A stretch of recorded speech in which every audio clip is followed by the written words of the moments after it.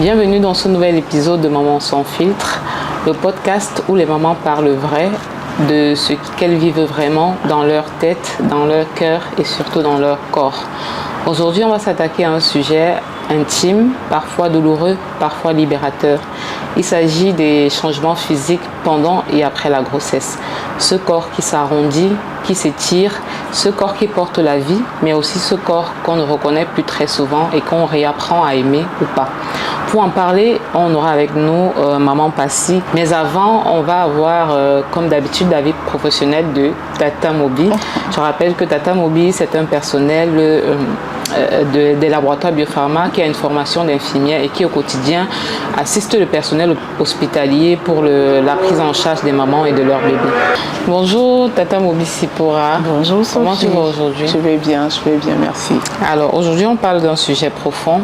On parle des changements physiques pendant et après la grossesse. Déjà, j'aimerais savoir comment est-ce que vous accompagnez dans l'exercice de votre fonction. Vous rencontrez certainement des mamans qui pendant les grossesses vont se plaindre du masque de grossesse, de la prise de poids, tous ces symptômes-là généralement qui accompagnent la grossesse. Comment est-ce que vous accompagnez la maman qui vit cette phase bien précise?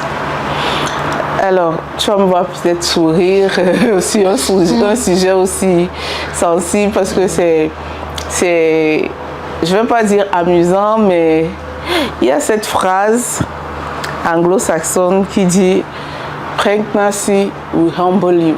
Pregnancy will humble you. Tu ne peux pas comprendre ça tant que ça ne t'a pas encore fait. Donc, la grossesse va te rendre humble.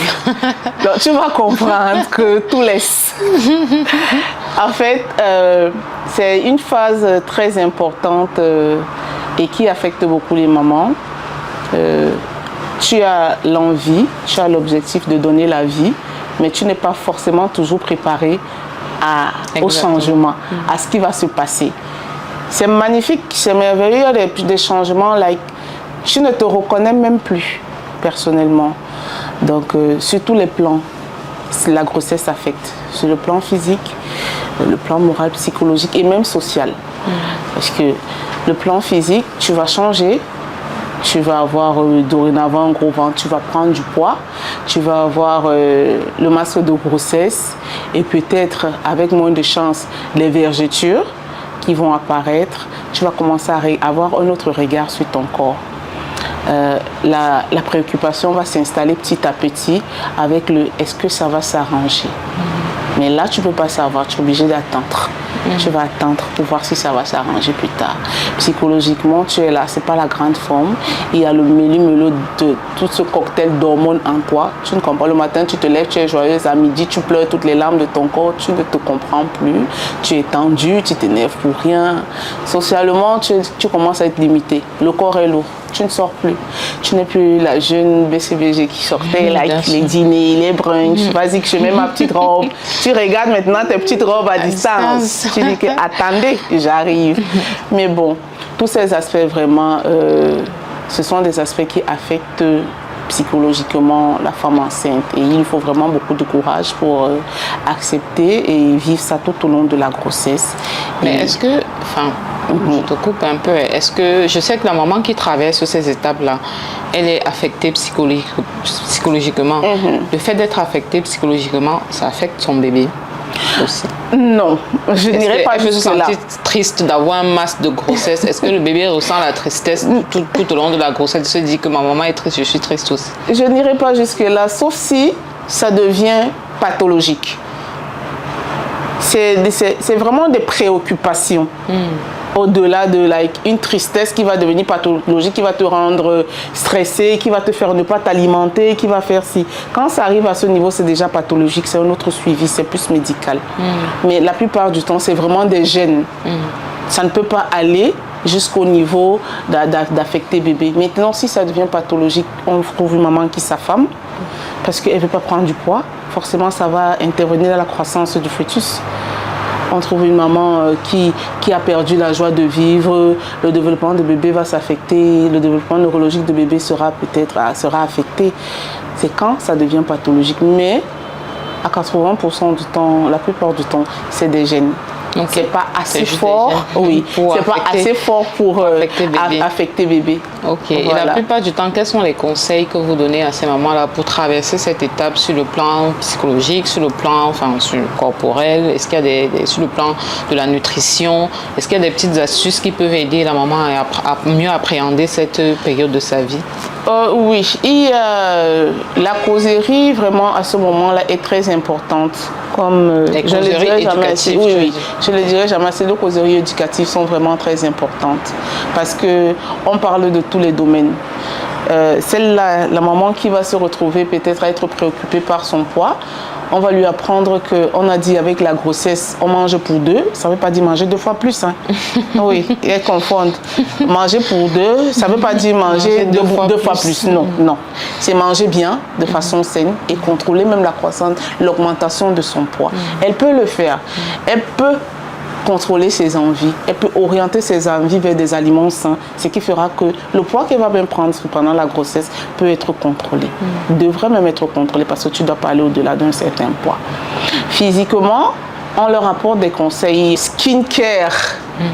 De plus en plus, la maman qui avant, dès qu'elle tombe enceinte, elle oublie ce que c'est le savon de toilette parce que les odeurs et tout, dès que ça va, reviens sur tes attitudes si tu peux. Ton bain, exfolie ta peau, hydrate-toi. Il y a la gamme Mobi Maman qui est sur le marché, qui est une pépite du point de vue de l'hydratation. À ce moment-là, il faut nourrir la peau. Mais ça, la maman peut commencer à l'utiliser même à partir de 3 mois pour pouvoir justement réduire, diminuer le risque d'apparition. Si elle l'utilise à partir de 3 mois parce qu'elle a un problème avec la senteur, ce qui est déjà une belle fragrance, la gamme Mobi a une belle fragrance. En principe, elle devrait, avant même la grossesse, préparer sa peau. Que cette grossesse-là trouve une peau en bonne santé. Quand elle trouve une peau en bonne santé, elle a moins de chances de développer, d'avoir peut-être des vergetures plus larges, qui ne présentent pas bien, un peu rêches et tout. Voilà. Quand la grossesse trouve une peau bien nourrie, elle affecte avec moins quoi. C'est pas si grave. Il faut hydrater. Voilà, hydrater. L'hydratation, c'est le maître mot, franchement. Il faut s'hydrater et préparer cette peau-là parce que tu ne peux pas faire autrement. Pendant cette période, ça s'étire. Ça s'étire. Donc, forcément, il faut ramener à la peau ce petit plus-là qu'on trouve dans la gamme Mobi avec tout ce qui est calendula, glycérine, pour pouvoir vraiment tonifier la peau et pouvoir retraverser ce moment. Sur le plan psychologique, on les emmène à comprendre ce que c'est le body shaming. Body shaming? Oui. Non, je ne sais pas ce que c'est. Peut-être que tu vas venir assez peut-être voilà. Quand tu expliques, je saurais de quoi il est question. En fait, c'est juste une expression anglo-saxonne qui prône l'acceptation de soi. Ok. Je suis Alvin Sipora. À 32 ans, je serai toujours Alvin Sipora, mais je serai Mama Sipora. Mama Sipora ne peut pas être Alvin Sipora, la jeunette qui courait là, qui mettait ses... Quand elle était à l'université, autre sans enfants, c'est pas le même corps. Tu dois accepter ton nouveau corps. Tu dois dire que là, c'est moi maintenant. Prenez-moi et je m'arrange tel que je suis maintenant. Je ne cherche pas. Là, tu parles déjà de sur le plan psychologique, en fait, après la grossesse. Après et même pendant. Parce que pendant, qu'est-ce que certaines font? Elles ont tendance à se retirer. C'est pour ça que j'ai parlé du côté social. Elles ne sortent plus. Qui a dit que la femme enceinte ne peut pas sortir? Tu ne peux pas te faire un bon restaurant? Tu peux. Tu as besoin de ça, tu as besoin de t'aérer l'esprit. Mais certains sont stressés par le ventre. Je vais mettre quoi? Rien ne me suffit. Le cabas, je n'aime pas. Du coup, bam, elle ne sort pas. C'est fini. Elle ne va plus sortir.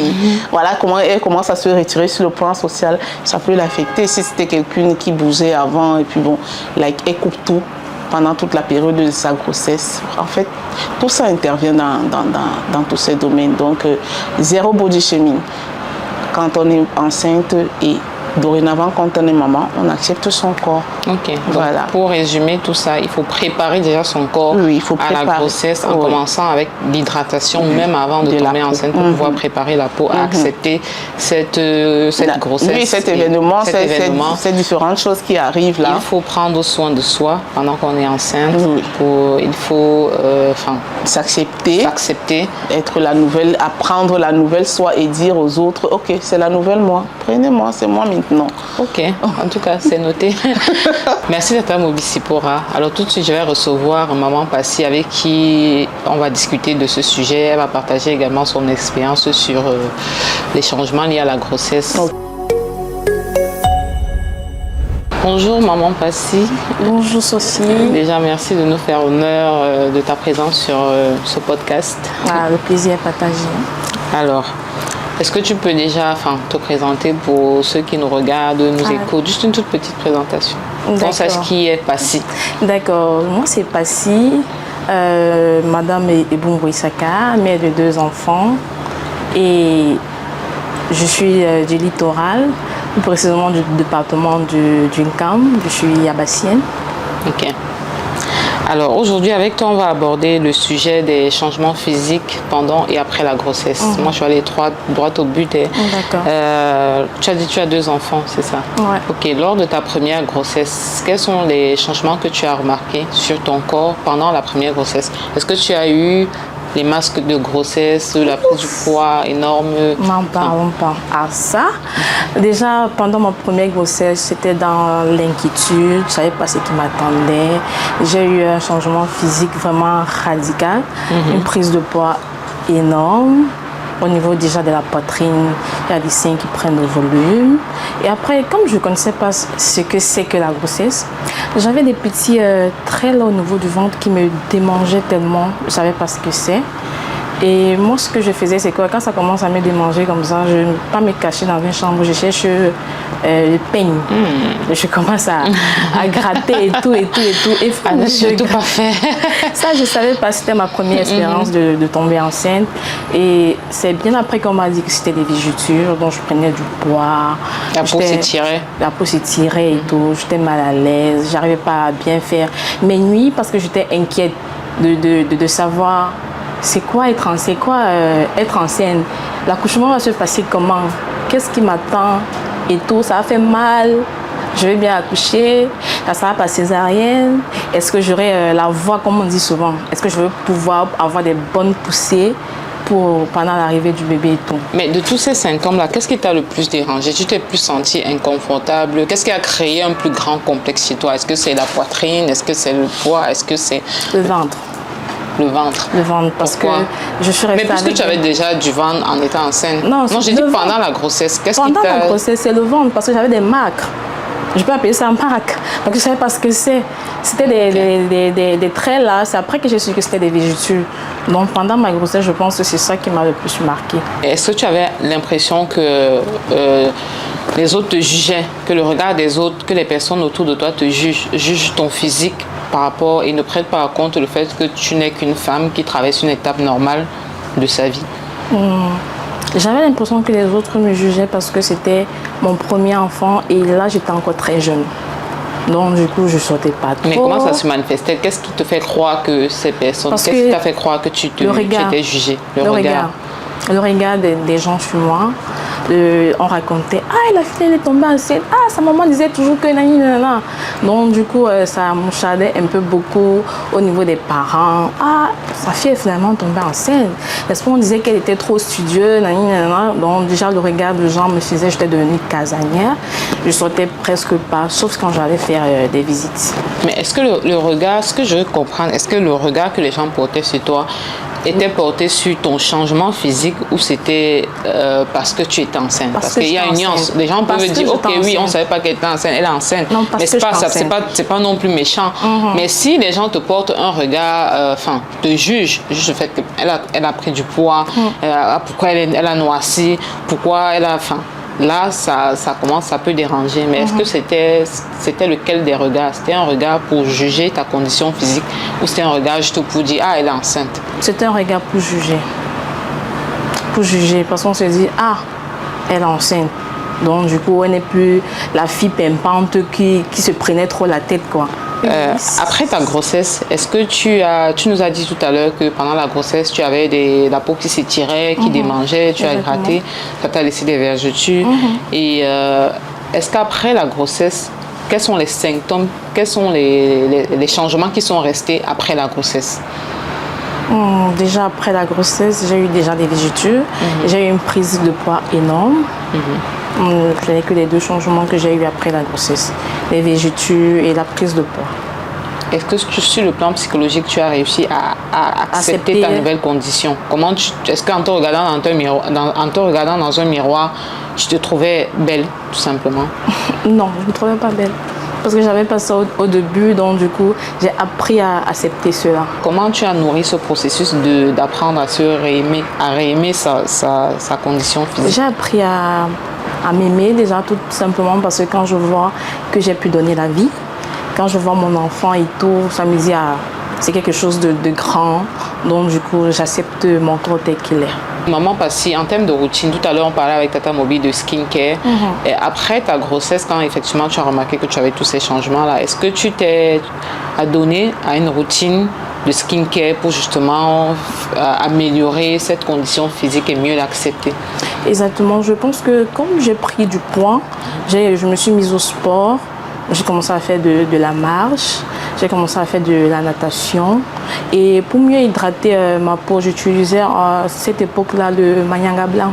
Le Manyanga blanc? Oui, je pense que c'est ça que j'appliquais le plus sur ma peau. Donc là, on parlait de ta première grossesse. Est-ce que pour la deuxième grossesse, tu as eu typiquement les mêmes symptômes ou alors c'était complètement différent? C'était différent parce que chaque grossesse n'est pas pareille.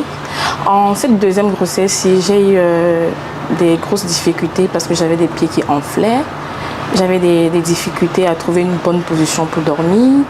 Je faisais tout le temps pipi la nuit. C'est fatigant de se réveiller. Déjà étant enceinte, de se réveiller la nuit pour aller faire pipi. Donc du coup, et j'ai eu un masque de grossesse pour ce deuxième enfant, ce que j'avais pas au premier. Et j'avais des boutons énormes sur le visage. Donc cette deuxième grossesse m'a donné assez de séquelles que la première. Et je me sentais vraiment laide, si je peux dire ça comme ça. Mais est-ce que dans cette situation particulière, est-ce que tu as eu l'accompagnement des proches aide? Est-ce que tu as eu cet accompagnement? Si tu as un partenaire qui va te dire par exemple que tu es belle, même si au fond tu te dis bon, peut-être qu'il le dit juste pour te faire plaisir, mais au moins tu le crois sur le moment parce que ça t'aide à te sentir mieux. Est-ce que tu as eu ce genre d'accompagnement de la part de ton partenaire, de la part des personnes qui sont proches de toi? Exactement, j'ai eu beaucoup de soutien venant de mon époux parce que je veux rappeler que j'avais un autre souci avec cette deuxième grossesse. Parce qu'au niveau sexuel, c'était plus trop ça. Donc du coup, je ne voulais pas avoir des rapports avec mon époux, ce qui était une grande difficulté pour lui, mais qui était vraiment là pour moi, pour m'épauler, qui me disait... Il a compris? Oui, il a compris. Ça va aller, ça va passer, tu vas retrouver ton corps d'avant, je sais, machin truc. Donc c'était un grand soutien que j'ai eu avec mon époux. Et ma belle-mère aussi qui était là. En tout cas, moi, c'est une bonne chose. C'est vraiment c'est une chance aussi parce que on rencontre souvent des femmes qui se retrouvent dans la même situation et qui n'ont pas des partenaires qui sont malheureusement compréhensifs. Donc, une fois, j'étais à l'hôpital pour une visite avec mon bébé et j'ai vu une femme qui était enceinte et la sage-femme qui suivait la femme, elle avait un bébé à main. Le bébé avait à peine 3 ou 4 mois et elle était enceinte encore. Ou 6 mois, je ne sais pas, son bébé avait dans les 5-6 mois, elle était enceinte. Et la sage-femme qui la suivait est venue et hurlait sur elle que oui, madame, on vous avait dit la dernière fois que votre santé est en danger, maintenant vous tombez enceinte. Et moi, je me suis mise à la place de la dame et je me suis dit, mais est-ce que cette sage-femme s'est demandé si cette femme a désiré cette grossesse? Est-ce qu'elle a voulu être enceinte? Donc, à ce moment-là, on ne prend pas encore de partenaire qui aussi est qui a un gros rôle à jouer. Donc cette femme, elle s'est sentie humiliée, je me dis, puisqu'elle n'a rien dit. Mais quelque part, je pense qu'on devrait plus aussi éduquer les partenaires à leur apprendre à mieux comprendre leur épouse, leur fiancé, leur compagne pendant cette période et à pouvoir les accompagner. Parce que toi, ton mari, il a compris que tu n'étais pas prête, justement. Il a attendu, il a été patient et je pense que ça a été bénéfique pour vous. Passy, tu nous as dit que tu as 2 enfants. Oui, j'ai 2 enfants, 2 filles. 2 filles. La dernière, elle a quel âge? 4 ans. Ok. Donc aujourd'hui, entre Passy d'avant, donc avant ta première grossesse, et la Passy que j'ai devant moi maintenant avec une fille de 4 ans, est-ce que ton corps est revenu? Est-ce que tu as eu la chance de revenir à ton corps d'avant la première grossesse déjà? Non. Déjà, j'ai pris énormément de kilos et mon corps, il a beaucoup changé. Ça m'a laissé des marques au niveau des seins, au niveau du ventre. J'ai des végétures. Donc, du coup, la Passy d'avant, mes grossesses, et la Passy d'aujourd'hui, c'est deux personnes différentes. Mais je l'accepte parce que c'est la vie. Donner la vie, c'est quelque chose de beau, de grand, de merveilleux. Exactement. Donc, du coup, j'apprends à accepter mon corps tel qu'il est. Ok, donc tu as définitivement réussi à passer outre tous ces frustrations qui pouvaient t'empêcher d'aller de l'avant. Moi, ce sont des marques de mes filles. Quand je les vois, c'est ma fierté. Ah, c'est beau dit comme ça. C'est ma fierté. Je me dis, oh, c'est les merveilles que j'ai mises au monde. Du coup, j'apprends à accepter mon corps tel qu'il est. Ok. En tout cas, merci. Sophie. J'ai senti toute ton authenticité dans ton discours. Merci. Donc, merci d'avoir accepté déjà de partager cette belle expérience avec nous. Merci Sophie. Merci aux mamans qui nous regardent, qui nous suivent. Si vous avez aimé cet épisode, autant pour moi, n'hésitez pas à laisser un commentaire et surtout allez suivre les pages Mobile Maman sur Instagram, Facebook. D'ici là, portez-vous bien, prenez soin de vous et surtout sans filtre.